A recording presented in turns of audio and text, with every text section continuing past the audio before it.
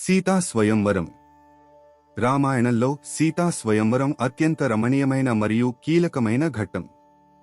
మిథిలా నగరానికి రాజైన జనకుడు తన కుమార్తె సీతాదేవి వివాహం కోసం ఈ స్వయంవరాన్ని ఏర్పాటు చేశారు. జనక మహారాజు దగ్గర పరమశివుడికి సంబంధించిన అత్యంత బరువైన, శక్తివంతమైన శివధనుస్సు ఉండేది.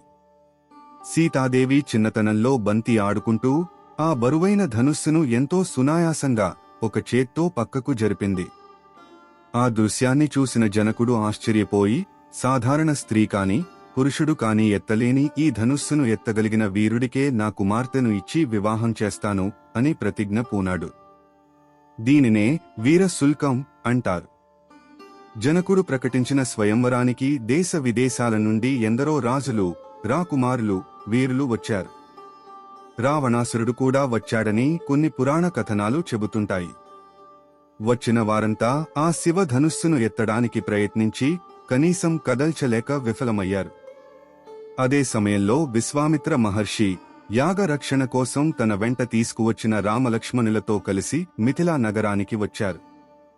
జనకుడు వారికి సాదర స్వాగతం పలికి స్వయంవర సభకు ఆహ్వానించాడు. విశ్వామిత్రుని ఆజ్ఞ మేరకు శ్రీరాముడు శివధనుస్సును ఎత్తడానికి ముందుకొచ్చాడు. అందరూ ఆశ్చర్యంగా చూస్తుండగా రాముడు ఆ ధనుస్సును అవలీలగా మధ్యలో పట్టుకుని పైకి ఎత్తాడు. ధనుస్సుకి నారి సంధించే క్రమంలో రాముని బలానికి తట్టుకోలేక ఆ శివధనుస్సు పెద్ద శబ్దంతో ఫెళ్లున విరిగింది. రాముడు శివధనుస్సును విరిచిన వెంటనే జనకుడు సంతోషంతో పొంగిపోయాడు. తన ప్రతిజ్ఞ నెరవేరినందుకు ఆనందించాడు. సీతాదేవి సభలోకి వచ్చి శ్రీరాముని మెడలో వరమాల వేసింది. ఆ తర్వాత దశరథ మహారాజుకు కబురు పంపి వైభవంగా సీతారాముల వివాహం జరిపించారు.